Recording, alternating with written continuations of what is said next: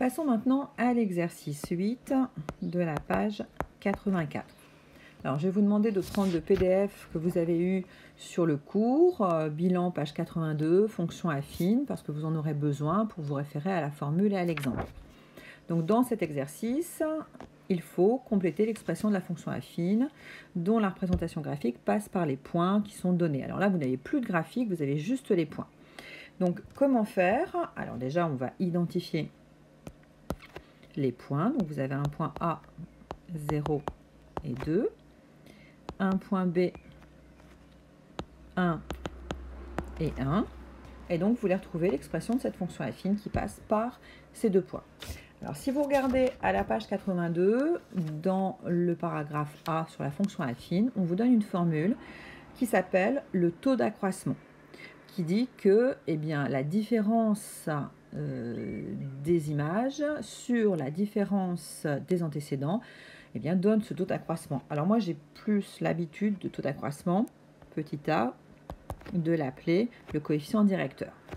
Et je simplifie tout simplement les notations f de x2 et f de x1 par la notation graphique, c'est-à-dire y2 moins y1 sur x2 moins x1. C'est une convention pour simplement simplifier les choses. Alors, il faut savoir à quoi correspondent les x2, x1, y2 et y1. Tout simplement à ceci. Ici, vous avez l'abscisse du premier point que je vais appeler x1, l'abscisse du deuxième point x2, et là, l'ordonnée du premier point y1, et là, l'ordonnée du deuxième point y2. Tout simplement. Donc, sachant ceci, il suffit de venir remplacer par les valeurs.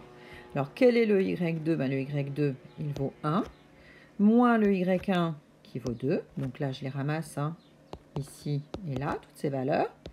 Divisé par le x1 qui est ici, le x2 qui est ici, qui vaut 1, moins le x1 qui vaut 0. Je fais mon petit calcul. 1 moins 2, ça fait moins 1. Divisé par 1 moins 0, ça fait 1. Au final, ça fait moins 1.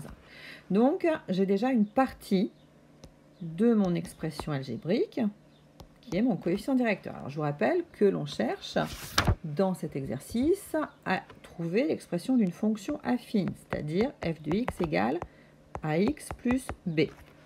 On vient de trouver a. Il faut maintenant trouver b. Comment va-t-on faire?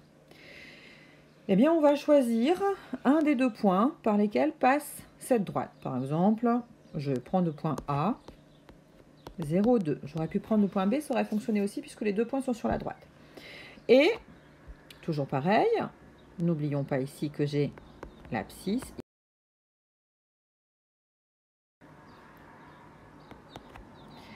Donc, dans cette expression juste au-dessus, n'oublions pas non plus que si je repasse en équation de droite, le f de x correspond au y.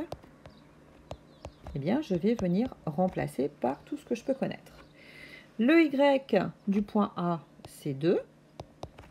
Le A, je l'ai calculé précédemment, c'est moins 1. Le x, c'est 0. Et le b, je ne le connais pas. Eh bien voilà, je me retrouve encore une fois avec une équation du premier degré à une inconnue. Je vais faire un petit peu de ménage. Moins 1 fois 0, c'est pas difficile, ça fait 0. Donc en fait, il ne reste plus que b. Et de l'autre côté, il reste juste le 2. Donc qu'est-ce qui me reste? Eh bien, il me reste un a égale à moins 1, un b égale à 2.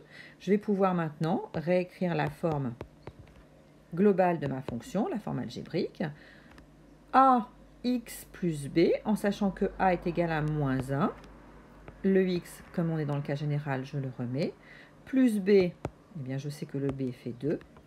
On a pour convention de ne pas écrire les fois 1, donc par simplification, j'ai donc une fonction qui va avoir cette expression algébrique.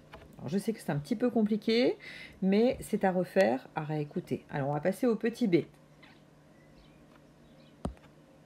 Alors, dans le petit b, on a deux nouveaux points. Le point A, 1, 3. Et le point B, 3, 7. On recommence. On calcule le coefficient directeur sur le même principe que tout à l'heure, c'est-à-dire y2 moins y1 sur x2 moins x1. Je rappelle donc, comme tout à l'heure je vous l'ai montré, que ça c'est x1, ça c'est x2, ça c'est y1 et ça c'est y2. On remplace donc par les valeurs.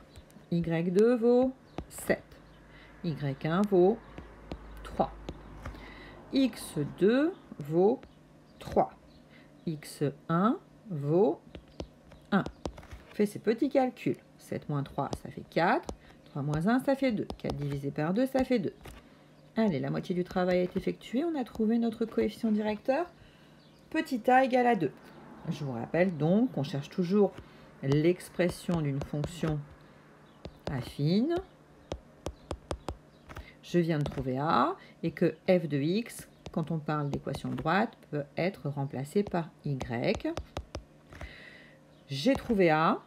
J'ai un x, j'ai un y que je peux trouver dans les points qui sont là au-dessus, le a et le b. Je vais donc chercher le b. Donc avec le point A ici, 1, 3. Bon, pourquoi je choisis le point A plutôt que le point B? Parce que le point A, 1 et 3, les valeurs sont plus faibles, donc plus faciles à calculer. Tout simplement, mais avec le point B, ça passe aussi. Alors, je viens ici, dans mon expression y égale ax plus b, remplacer par tout ce que je connais. En sachant qu'ici, c'est toujours le x, et là, toujours le y. Donc, le y vaut 3, je remplace. Le a, je l'ai calculé précédemment, il vaut 2. Le x vaut 1. Et le b, ben je le cherche. 2 fois 1, ça fait 2. Que doit-on faire? Eh bien, on doit résoudre une toute petite équation qui va dire que b est égal à quoi? Ben, 3 moins 2. Donc, b est égal à 1. Oui, on peut écrire l'équation de gauche à droite ou de droite à gauche, ça n'a aucune importance. Donc, pour cette droite passant par les points 1, 3 et 3, 7, l'expression algébrique de ma fonction affine, ax plus b, a c'est 2, x, ben je remets le x de la forme générale, plus le b qui vaut 1. Voilà donc l'expression de la fonction affine.